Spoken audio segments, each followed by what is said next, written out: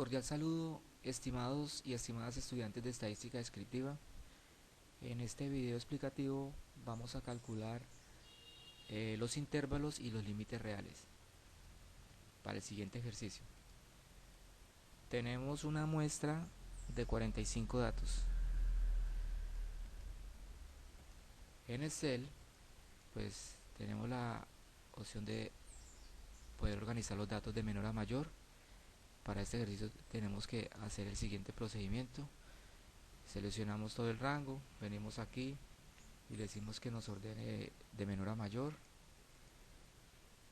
Después de que ya los tengamos organizados,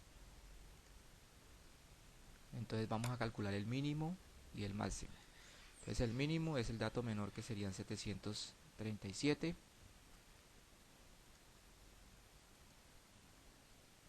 El máximo serían 12.130.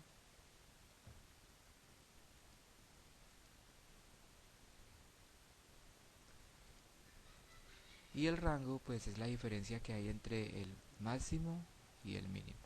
Entonces en este colocamos igual, seleccionamos la celda donde está el mayor, menos el menor, y nos da que el rango es 11.393.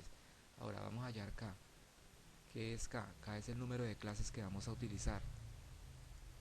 Lo podemos resolver por el método de la regla de Sturges, que es logaritmo 1 más 3.322 por logaritmo de n.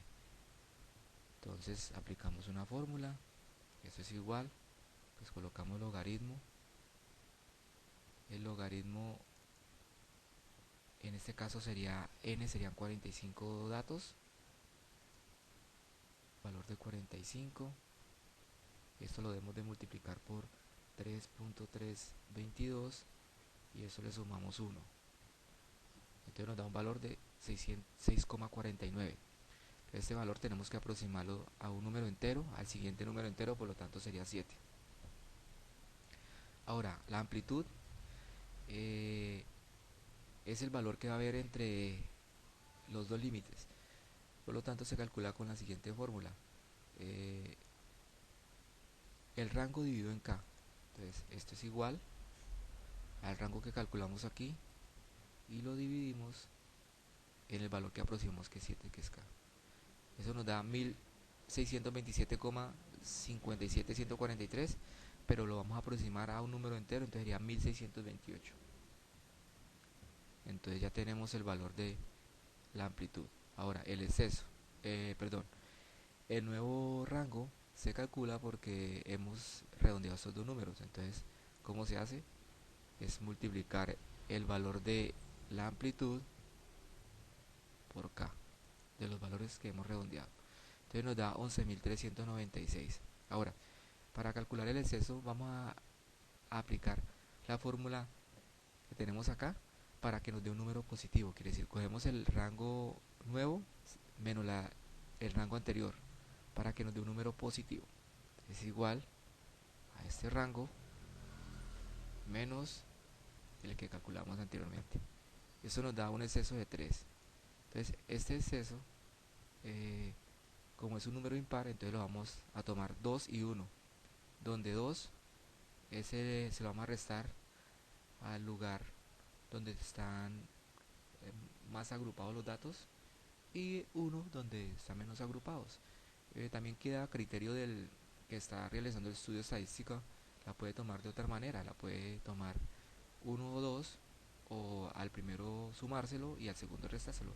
Eso queda a criterio del estadístico para poder organizar nuestros intervalos y organizar los datos como van a quedar agrupados.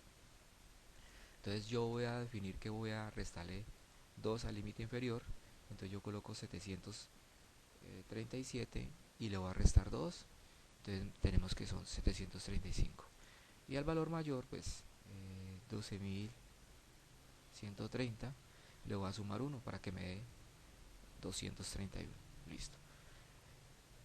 Continuando entonces, para poder formar los intervalos debemos aplicar esta fórmula, que es la amplitud menos 1. Quiere decir, a este valor que tenemos acá, 1628, le vamos a restar 1, que siempre es una constante. Entonces tenemos que nos da 1627. Entonces con este valor es el que vamos a armar los intervalos. Entonces arrancamos en el primer número, que es 735, y le sumamos 1032.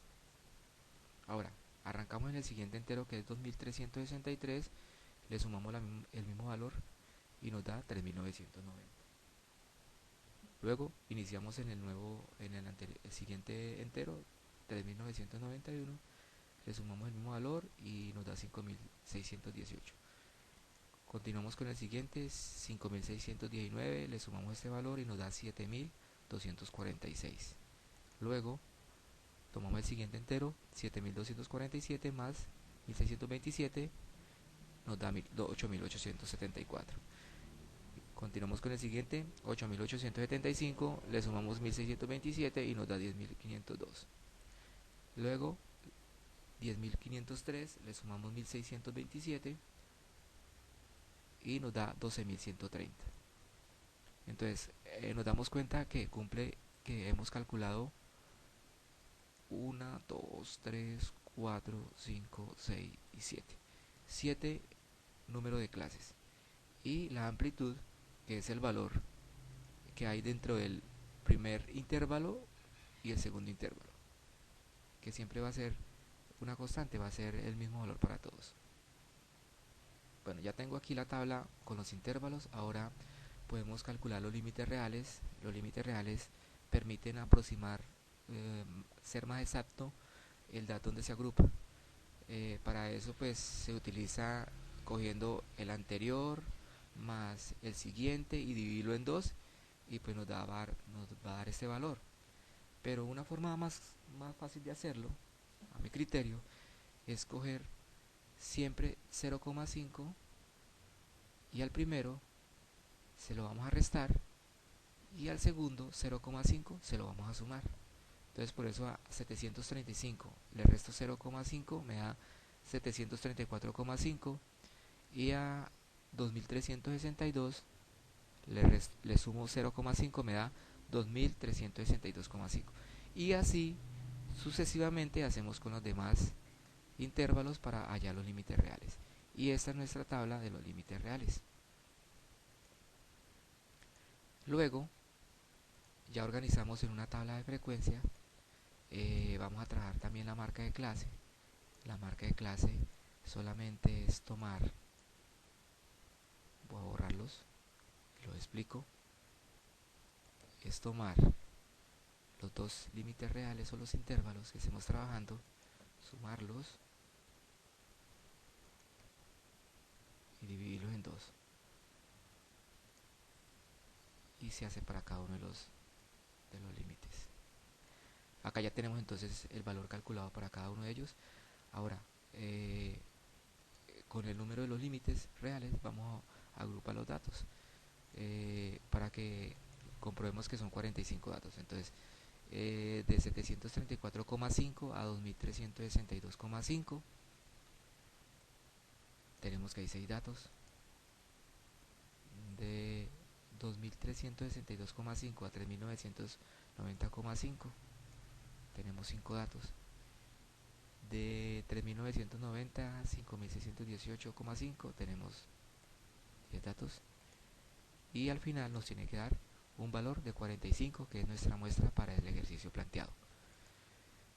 Ahora la frecuencia absoluta acumulada ascendente, pues solamente es colocar, irla acumulando a la frecuencia absoluta. Eso sería igual pues la primera frecuencia. Luego aquí tenemos que vamos a sumarle esta que tengo acá más la siguiente, que es 5, nos da 11. Ahora también puedo hacer la siguiente, que es el 11 que me dio, le sumo la siguiente, que es 10, me da 21, y así lo puedo completar ya para calcular cada una de las frecuencias. Este no lo calculo porque esta es la sumatoria de todos, entonces nos tiene que dar que son 45 datos. Y aquí pues ya hemos aprendido a calcular lo que son los intervalos, regresándome acá, el rango, el número de clases, la amplitud, poder crear los intervalos, después los límites reales y por último poder realizar nuestra tabla de frecuencias para poder identificar, calcular la marca de clase, agrupar los datos según los límites donde se encuentran los valores y hallar la frecuencia absoluta acumulada. Eh, en el próximo video estaremos trabajando cómo calcular para datos agrupados las medidas de tendencia central. Les habló el tutor, Héctor Fabio Amaya.